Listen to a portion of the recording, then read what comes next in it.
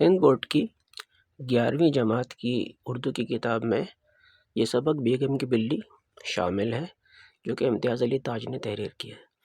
تو اس ویڈیو میں ہم اس کا خلاصہ بیان کرتے ہیں۔ تعارف مصنف: اس ڈرامے کے مصنف امتیاز علی تاج اردو ڈرامہ نگاروں میں ایک بلند مقام رکھتے ہیں۔ 13 اکتوبر 1900 میں لاہور میں پیدا ہوئے۔ گورنمنٹ کالج لاہور سے BA کی سند حاصل کی۔ والد کا نام ممتاز علی اور والدہ کا نام محمدی بیگم تھا، جو کہ دونوں بلند پایہ مصنفین تھے۔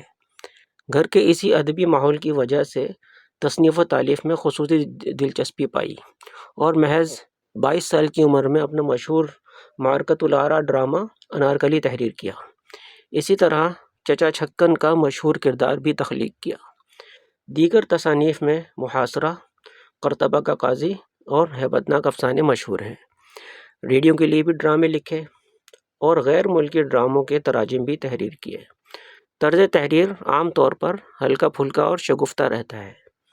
19 اپریل 1970 میں لاہور میں وفات پائی۔ خلاصہ: مذکورہ سبق امتیاز علی تاج کا ایک تمثیلچہ ہے، یعنی چھوٹا ڈرامہ، جس میں ہلکے مزاحیہ انداز میں ایک صاحب کی روداد بیان کی گئی ہے، جو کہ اپنی بیگم کی پالتو بلی سے بہت پریشان ہے۔ بلی بیگم کی بہت چہیتی ہے، جس کی وجہ سے اس سے نجات حاصل کرنا آسان معلوم نہیں ہوتا۔ انہی کوششوں میں وہ بلی کو بیگم کی لا علمی میں دور دراز علاقے میں چھوڑ کر بھی آئے، مگر وہ دوبارہ گھر پہنچ گئی۔ بلی کے خود گندہ رہنے اور گھر گندہ کرنے کی عادت سے وہ اس حد تک زچ ہو چکے ہیں کہ وہ اسے دار فانی سے کوچ کرانے کو بھی تیار ہیں۔ بلی کو کوئلے خانے میں بند کر کے وہ اس سے نجات حاصل کرنے کی تدبیروں پر غور کرتے ہیں۔ اسی سلسلے میں انہوں نے ایک شخص کی خدمات حاصل کی، جو ان کے پاس ملازمت کے امیدوار کے طور پر آیا تھا۔ اچھی خاصی معقول رقم کے عوض وہ شخص اس کام کے لیے تیار ہوا اور بلی کو تھیلے میں ڈال کر چلتا بنا۔ دوسری طرف بیگم صاحبہ کی حالت بلی کی جدائی میں بہت غمزدہ تھی، جس کے مداوے کے لیے میاں صاحب بیگم صاحبہ کے ساتھ ہنسی مذاق کرنے کے ساتھ ساتھ ان کو خریداری کے لیے موٹی رقم بھی دیتے ہیں۔ دوسری طرف میاں صاحب اپنے بھائی یعنی بیگم صاحبہ کے دیور کو اصل منصوبے سے آگاہ کر دیتے ہیں، جس پر وہ تھوڑی مایوسی کا اظہار کرتے ہیں۔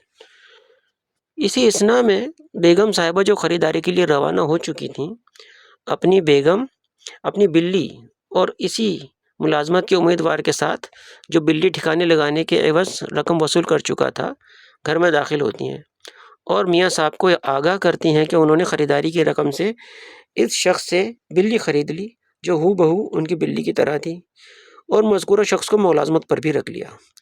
صورتحال کے اس طرح مضحکہ خیز انداز میں پلٹا کھانے پر دیور اپنی ہنسی ضبط نہیں کر پاتے۔ دوسری طرف میاں صاحب موٹی رقم گنوانے کے باوجود بلی سے چھٹکارا نہ حاصل کرنے پر غم کی تصویر بن جاتے ہیں۔